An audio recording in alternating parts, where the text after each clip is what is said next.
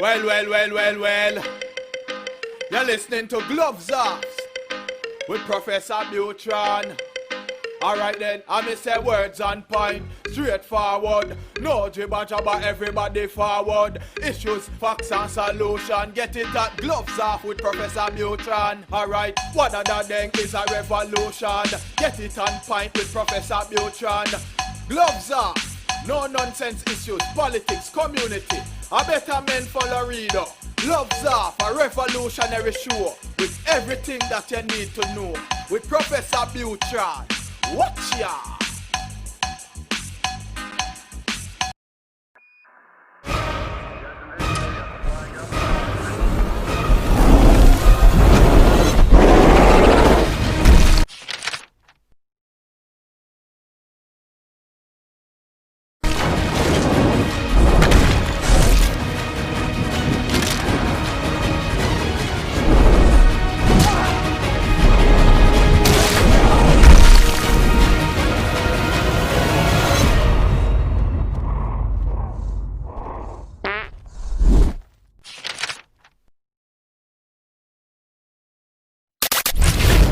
The following political paid advertisements do not reflect the political opinions of the program or its associates. Any political campaign or candidate who wishes to purchase advertising can do so. Advertising is open to all on behalf of Gloves Off.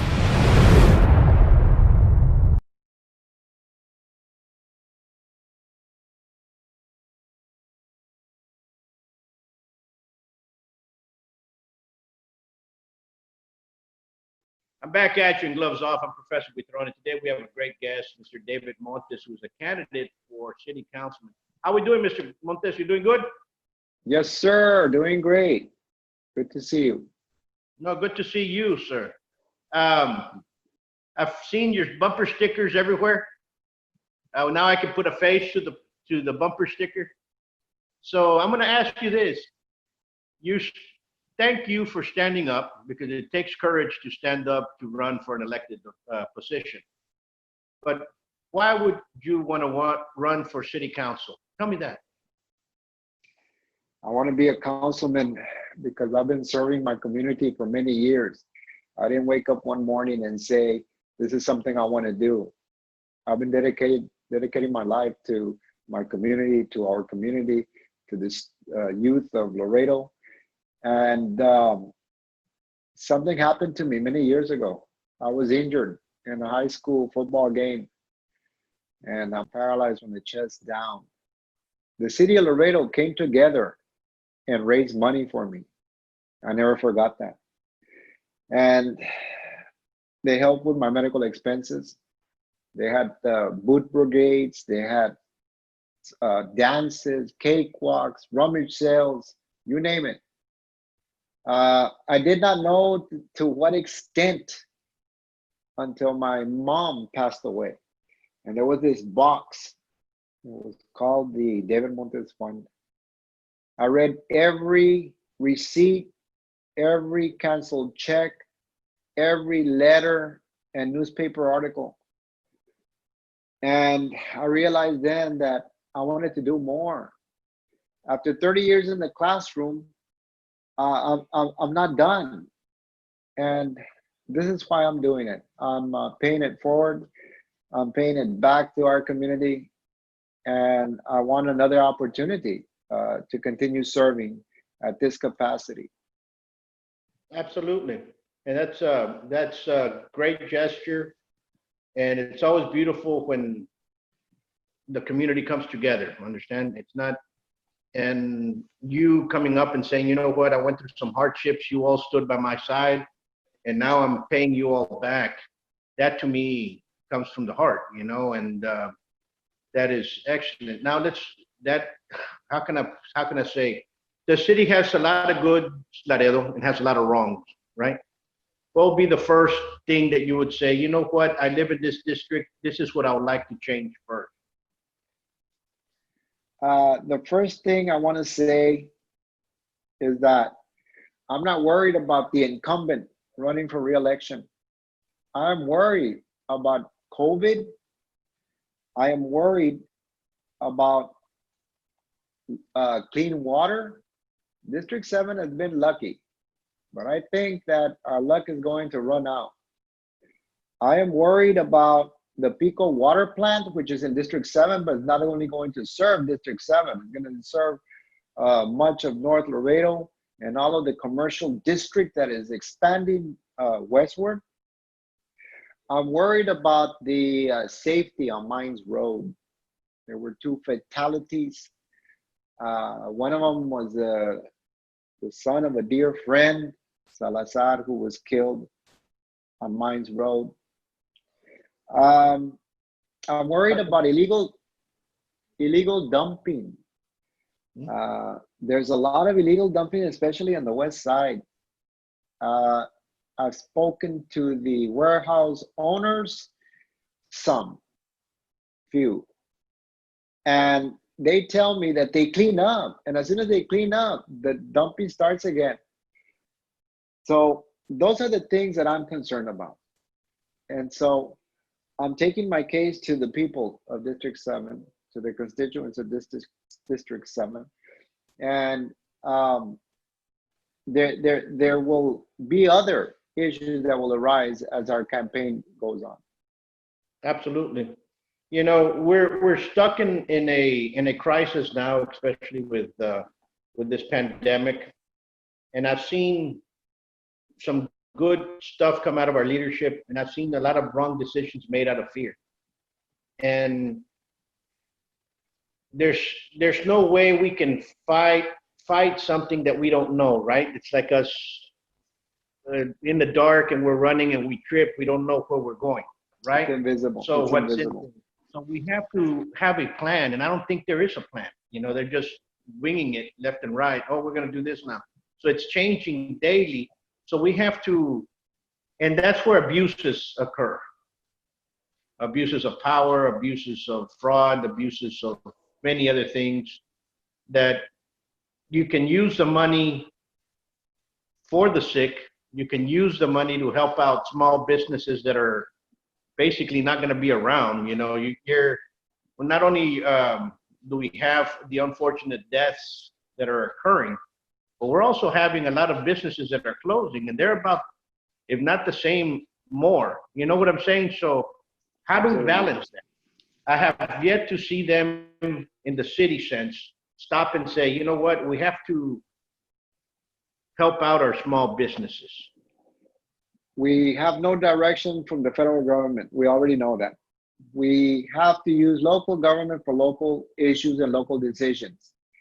We do have the CARES Act that is helping local businesses. As I understand it, there's still funds available, and there's another stimulus package coming. How do we keep these businesses afloat? I know it's easy to use the blame game. If we would have gotten it right the first time, we wouldn't have been in this position. But we have to go with what we have, and we have to make local decisions for local issues. And right now, our business community and our tax revenue, I know we're 26 million in the red, and they're talking about layoffs and cutbacks. That's tough. That's very tough. And we don't have the deep pockets that the federal government does. We need help from the federal government. And we're getting some directives from the state government. We are an extension of the state. We already know that. And we have to abide by what comes from the governor. Unfortunately, as we all know, this pandemic was politicized, and we're now paying the price. But we need to make the decisions here locally for our citizens and do our part. You know, somebody said it was like smoking. You remember the smoking laws, it took a while. Seat belts, you remember seat belts, they took a while. But we don't have time. We don't have that time. We need to act now. We need to get it right. This time we need to get it right. It's heartbreaking, but we need to do what we need to do. You know, when this started, and I don't want to put the issue on this, and I'm not putting the blame to anybody. I'm just looking. I went out with my son and my daughter, and I said, you know what? Let's just take a drive. Okay, let's get out of the house. And I took him down McPherson, and I told my son, I want you to count how many for lease signs there on this side of the road, and I want you to count how many for lease signs are on that side of the road. We went from Hillside to the Loop. We did the same thing from Del Mar to the Loop. Not counting new construction, because there's new construction there for lease there. There's new spaces, new buildings that have just came up of age. I'm not talking about those. I'm talking about existing small businesses that are no longer there that now have a lease sign. There was 38 just on Hillside alone. I'm pretty sure that multiplies throughout the essence of Laredo. A lot of these businesses were left behind. I've talked to a lot of business owners, and a lot of the business owners are saying the city left us hanging. There's a CARES Act, but people will ask for the money and did not receive any care. They did not receive any funding. People receive for their $10,000, the stimulus for the $10,000 will get an email that said, here's $1,000 when they're 3 months behind on rent. You understand what I'm saying? So everything was poorly planned and poorly executed. And then they're saying, well, we helped you. And the people now are going to count on, and this is where I'm getting at, people now stopped and realized we have a problem. They open up their eyes. My dream of me to have my barber shop, or my dream of me to have my small business, is no longer. Yet it wasn't forced by me. It was forced upon by others. And then they're telling me that if I want to open, I'm against the community. No, you go. You know what I'm saying? So Yes, there's a it's lot a of double-edged sentiment sword. there. So people are going to be looking at the whole candidates, each one, and saying, you know what? He's for the community. She's not. He is. She is. You know what I'm saying? There's going to be a lot of paying attention of each individual. So that's really what I'm trying to get at. If, let's say, God wills it and says, Mr. Montes, your name came out on the ballot and you're the one that won, how would you try to strive to help out those small businesses that are in our area? What would be the first thing you'll do or try to do? Property tax relief. Our appraisals are too high, and we still have to pay our property taxes. I know it's a double-edged sword, because on one hand, you want to give property tax relief to these businesses, and then the revenue coming into the city is already at a crunch. But these businesses need property tax relief, and we need to also rely on the federal government. They're the ones with the deep pockets, and again, I'm going to refer back to the CARES Act, because the revenue, we need to take a survey, or we need to go out and see if everybody's received the revenue. As I understand it, some of the revenue is still locked up. This is something new. This is something new, and people are scrambling to see what works and what doesn't. And so that money is in the pipeline, and we need to do more to try to get it to small businesses. Our congressman is doing what he can, and I think he's doing a great job in trying to get these funds to us. But I know it's tough. I know some of these businesses are not going to reopen.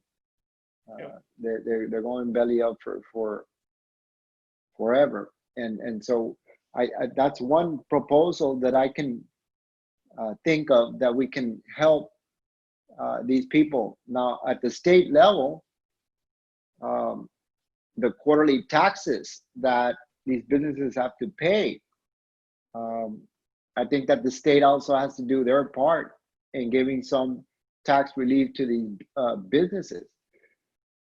So that's what I think would be one way that we can help these businesses. This is monumental. It's money. It's something that it's continually growing, and it's a problem that nobody seems to have.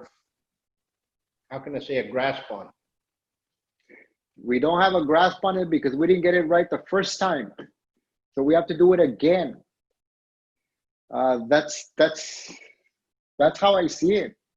Had we gotten it right the first time, Texas would not be in this position. But this issue has been politicized for too long. Yep, And absolutely. unfortunately, we're paying the price now. Okay, so all right. So we can't use the blame game and continue blaming. What are we going to do about it? And that's where we have to look at our plans and see if we can get this right this time. Absolutely.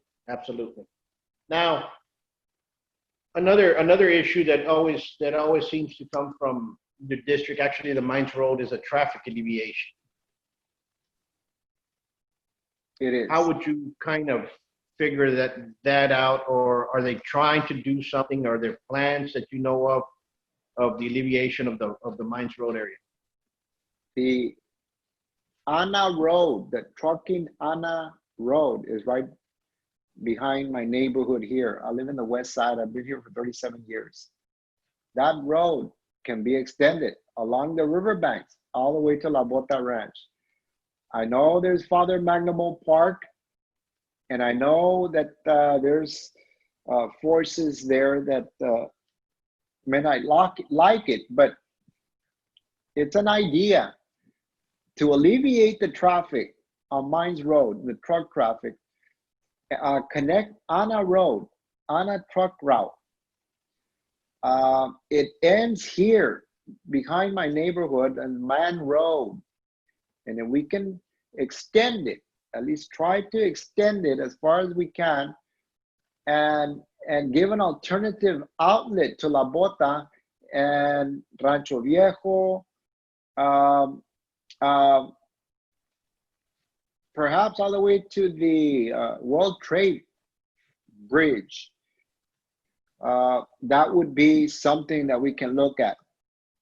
If we can get funding for the extension of that road, that's there's only one way in and one way out, the Mines Road, and then it connects to the loop.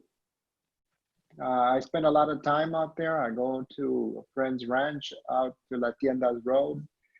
I've been going there all my life, since high school. I mean, it's grown tremendously. Absolutely. That's one proposal. Sure. That's something that needs to be done because you have that, and everybody's always tackling it, and all of a sudden it just stops. Everybody always says we're going to help out, and all of a sudden, boom, it just gets diluted, and it has to be done. It has to be done. Yes, the issue of safety on the riverbanks. Again, District 7 has the longest river frontage of any district. It starts over here on the west side and goes all the way to Columbia Bridge. The issue of safety has come up with some of the constituents. The Border Patrol is doing what it can. And if you provide a road along the river, Becomes a deterrent. Yes. And safety, security, and the cleanliness, very important. Absolutely. Something that we can look at. The trucking business is essential. We were the largest port in the nation before COVID, and we need to work together with this industry to bring about the safety concerns of the constituents of District 7. Absolutely. Mr. Montes, if somebody wants to get a hold of you to help you out in your campaign or to talk to you, which is the best way? We have a website. David Montes for District 7 campaign. And they can just follow us on Facebook. And you click there, contact us, or you can support us. We're readily available. Absolutely. Well, yeah, I know that there's several running in your district. Many. and you know, the best of luck, but also would like to extend that sometime probably in September I will have a debate like I've had it before, and now with the COVID I'll try to make it a lot easier and accessible to everybody. Maybe we can think about maybe having a Zoomable debate with everybody together, and I would I think it would be great for everybody to kind of come forward and say some questions. So we'll look forward to that. And I want to thank you once more for standing up, and I want to thank you once more for encouraging others and the positive notes. Thank you very much for your time, and I appreciate your concern. No, thank you. And until next time, God bless you, and we will see you soon. And let's move this forward. Thank you, Mr. Buitrón. Thank you very much. No, thank you.